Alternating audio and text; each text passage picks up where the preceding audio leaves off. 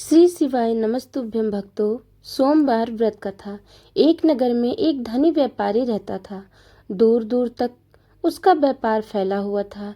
नगर में उस व्यापारी का सभी लोग मान सम्मान करते थे। इतना सब कुछ होने पर भी व्यापारी बहुत दुखी था, क्योंकि उस व्यापारी का कोई पुत्र नहीं था। दिन रात उसे एक ही चिंता सताती रहती थी। उसकी मृत्यु के बाद उसके इतने बड़े व्यापार और धन संपत्ति को कौन संभालेगा। पुत्र पाने की इच्छा से वह व्यापारी प्रति सोमवार भगवान शिव की व्रत पूजा किया करता था। सायंकाल को व्यापारी शिव मंदिर में जाकर भगवान शिव के सामने घी का दीपक जलाया करता था। उस व्यापारी की भक्ति देखकर एक दिन पार्वती ने भगवान शिव से कहा, हे प्राणनाथ, यह व्यापारी आपका सच्चा भक्त है। कितने दिनों से यह सोमवार का व्रत और पूजा नियम कर रहा है। भगवान, आप इस व्यापारी की मनोकामना अवश्य पूर्ण करें। भगवान शिव ने मुस्कुराते हुए कहा, हे पार्वती, इस संसार में सबको उसके कर्मों के अनुसार फल की प्राप्ति होती है। प्राणी जैसे कर्म करता है वैसे ही उन्हें फल प्राप्त होता है। इसके बावजूद पार्वती जी नहीं मानी। उन्होंने आग्रह करते हुए कहा, नहीं प्राणनाथ, आपको इस व्यापारी की इच्छा पूरी करनी ही पड़ेगी। यह आपका अनन्य भक्त है। प्रति सोमवार आपका विधिवत व्रत रखता है और पूजा अर्चना के बाद आपको भोग लगाकर एवं एक समय भोजन ग्रहण करता है। आपको इसे पुत्र प्राप्ति का वरदान देना ही होगा। पार्वती का इतना आग्रह देखकर भगवान शिव ने कहा, तुम्हारे आग्रह पर मैं इसे व्यापारी को पुत्र प्राप्ति का वरदान देता हूँ, लेकिन इसका पुत्र 16 वर्ष से अधिक जीवित नहीं रहेगा। उसी रात भगवान शिव ने स्वप्न में उस व्यापारी को दर्शन देकर उसे पुत्र प्राप्ति का वरदान दिया और उसके पुत्र के 16 वर्ष तक जीवित रहने की बात भी बताई। भगवान के वरदान से व्यापारी तो खुश तो हुआ, लेकिन पुत्र की अल्प आयु की चिंता ने उस खुशी को नष्ट कर दिया। व्यापारी पहले की तरह सोमवार का विधिवत व्रत करता रहा। कुछ महीने पश्चात उसके घर अति सुंदर पुत्र उत्पन्न हुआ। पुत्र जन्म से व्यापारी के घर में खुशियां भर गईं। बहुत धूमधाम से पुत्र जन्मोत्सव का समारोह मनाया गया। व्यापारी को पुत्र जन्म की अधिक खुशी नहीं हुई, क्योंकि उसे पुत्र की अल्प आयु के रहस्य का पता था। यह रहस्य घर में किसी को नहीं मालूम था। जब पुत्र 12 वर्ष का हुआ तो शिक्षा के लिए उसे वाराणसी भेजने का निश्चय हुआ। व्यापारी ने पुत्र के मामा को बुलाया और कहा कि पुत्र को शिक्षा प्राप्ति के लिए वाराणसी छोड़ाओ। लड़का अपने मामा के साथ शिक्षा प्राप्त करने के लिए चला गया। रास्ते में जहाँ भी मामा और भांजा रात्रि विश्राम के लिए ठहरते, वहीं यज्ञ करते और ब्राह्मणों को भोजन कराते थे। लंबी यात्रा के बाद मामा और भांजा एक नगर में पहुंचे। उस नगर के राजा की कन्या के विवाह की खुशी में पूरे नगर को सजाया गया था। निश्चित समय पर बारात आ गई, लेकिन वर का पिता अपने बेटे के एक आंख से काना होने के कारण बहुत चिंतित था। उसे इस बात का भय सता रहा था कि राजा को इस बात का पता चलने पर कहीं वह विवाह से इनकार न कर दे, इससे उसकी बदनामी होगी। वर के पिता ने लड़के को देखा तो उसके मस्तिष्क में एक विचार आया। उसने सोचा, क्यों न इस लड़के को दूल्हा बनाकर राजकुमारी से विवाह करा दूं। विवाह के बाद इसको धन देकर विदा कर दूंगा और राजकुमारी को अपने नगर ले जाऊंगा। वर के पिता ने इसी संबंध में मामा से बात की। मामा ने धन मिलने के लालच में वर के पिता की बात स्वीकार कर ली। लड़के को दूल्हे के वस्त्र पहनाकर राजकुमारी से विवाह करा दिया गया। राजा ने बहुत सा धन देकर राजकुमारी को विदा किया। लड़का जब लौट रहा था तो सच नहीं छिप सका और उसने राजकुमारी की ओढ़नी पर लिख दिया, राजकुमारी, तुम्हारा विवाह तो मेरे साथ हुआ था। मैं तो वाराणसी में शिक्षा प्राप्त करने जा रहा हूँ। अब तुम्हें जिस नवयुवक की पत्नी बनाकर भेजा जाएगा वह काना है। जब राजकुमारी ने अपनी ओढ़नी पर लिखा हुआ पढ़ा तो उसने काने लड़के के साथ जाने से इनकार कर दिया। राजा ने सब बातें जानकर राजकुमारी को महल में रख लिया। उधर लड़का अपने मामा के साथ वाराणसी पहुंच गया। गुरुकुल में पढ़ना शुरू कर दिया। जब उसकी आयु 16 वर्ष पूरी हुई तो उसने एक यज्ञ किया। यज्ञ की समाप्ति पर ब्राह्मणों को भोजन कराया और खूब अन्न वस्त्र दान दिए। रात को अपने शयन कक्ष में सो गया। शिव के वरदान के अनुसार शयन अवस्था में ही उसके प्राण पखेरु उड़ गए। सूर्योदय पर मामा भांजे को मृत देखकर रोने पीटने लगा। आसपास के लोग भी एकत्र होकर दुख प्रकट करने लगे। मामा के रोने विलाप करने के स्वर समीप से गुजरते हुए भगवान शिव और माता पार्वती ने भी सुने। पार्वती जी ने भगवान शिव से कहा, प्राणनाथ, मुझसे इसके रोने के स्वर सहन नहीं हो रहे हैं। आप इस व्यक्ति के कष्ट अवश्य दूर करें। भगवान शिव ने पार्वती जी के साथ अदृश्य रूप में समीप जाकर देखा तो पार्वती जी से बोले, पार्वती, यह तो उसी व्यापारी का पुत्र है।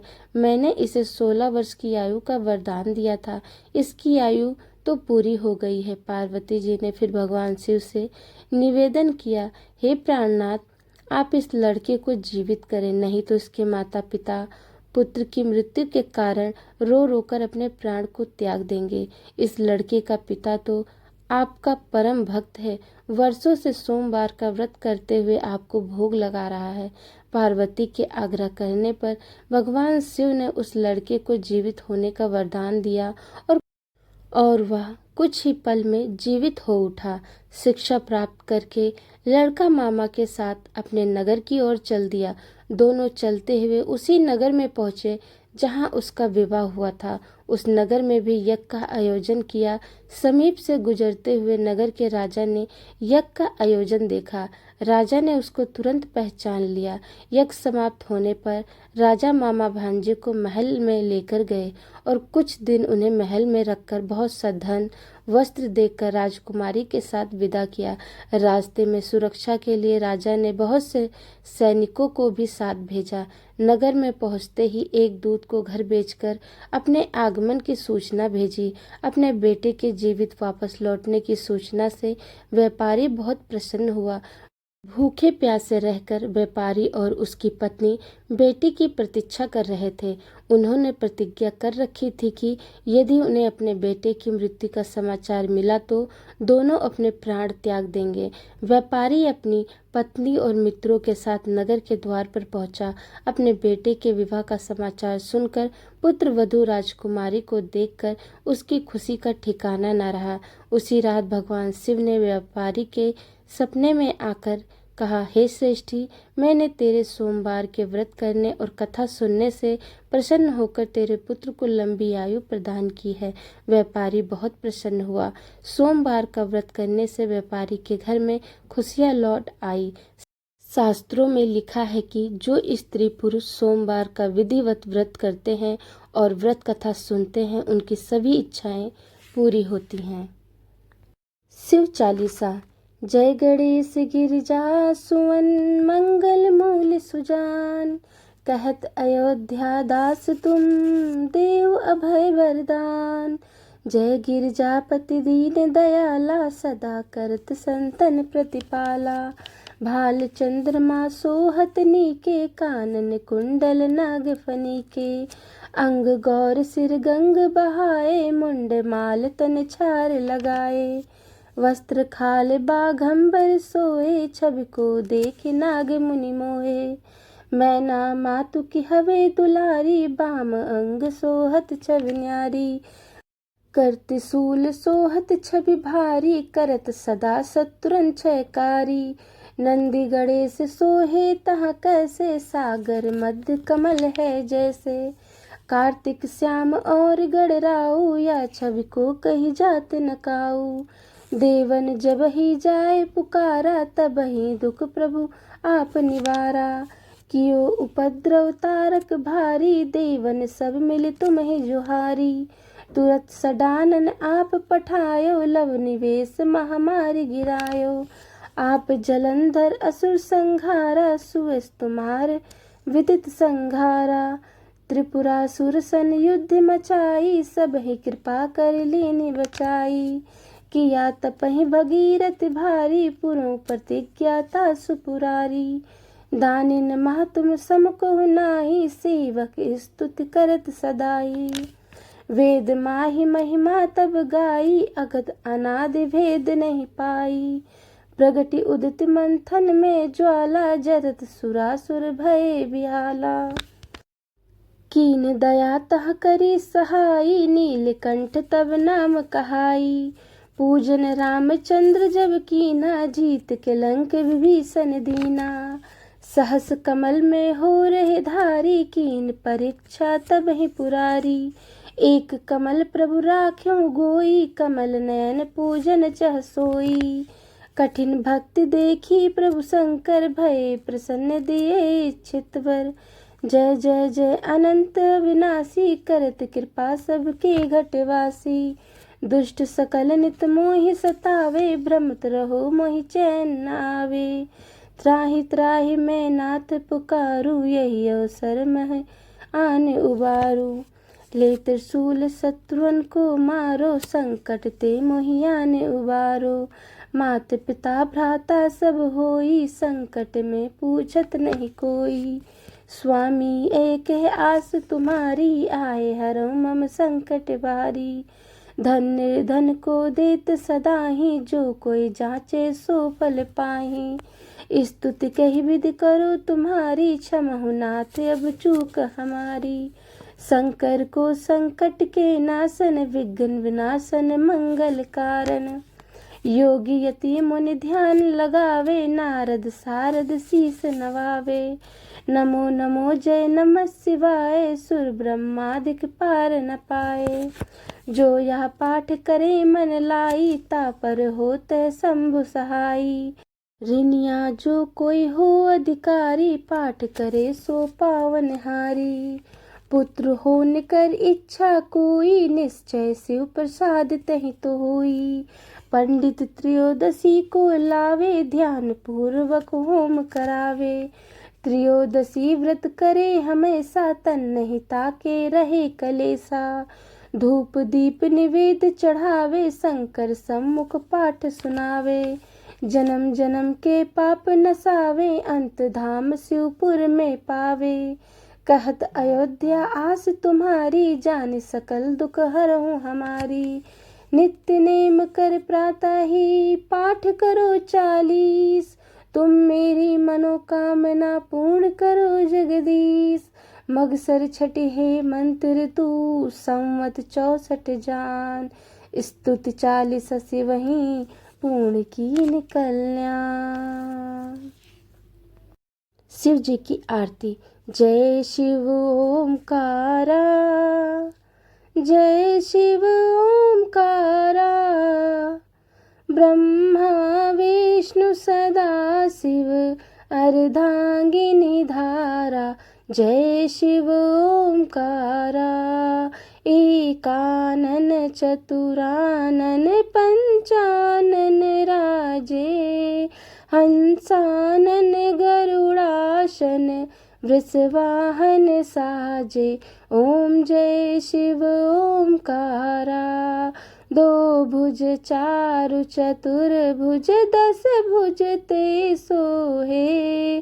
तीनों रूप निरखता, त्रिभुवन जन मोहे। ओम जय शिव ओमकारा। अक्षमाला वनमाला, मुंड माला धारी। त्रिपुरारी कंसारी, करमाला धारी। ओम जय शिव ओमकारा। श्वेतांबर पीतांबर, बाघांबर अंगे। सनकादिक ब्रह्मादिक, भूतादिक संगे। ओम जय शिव ओमकारा। कर में श्रेष्ठ कमंडलु, चक्र त्रिशूल धरता। जग करता जग हरता, जग पालन करता। ओम जय शिव ओमकारा। ब्रह्मा विष्णु सदा शिव, जानत विवेका। प्रणवाक्षर के माध्य यह तीनों एका। ओम जय शिव ओमकारा। त्रिगुण शिव जी की आरती जो कोई नर गावे। कहत शिवानंद स्वामी मन वांछित फल पावे। ओम जय शिव ओमकारा। प्रभु हर शिव ओमकारा। कर्पूर गौरम करुणावतारम संसार सारम भुजगेन्द्रहारम सदा वसंतं हृदयारविन्दे भवं भवानी शतं नमामि। तमेव माता च पिता तमेव त्वमेव बन्धु सखा तमेव विद्या द्रविणं तमेव सर्वं मम देव देव। हर हर महादेव। कथा चालीसा कैसी लगी कमेंट में मुझे ज़रूर बताएं, और नए हैं तो चैनल को सब्सक्राइब ज़रूर कर लें, लाइक कमेंट शेयर ज़रूर करें। धन्यवाद। ओम नमः शिवाय।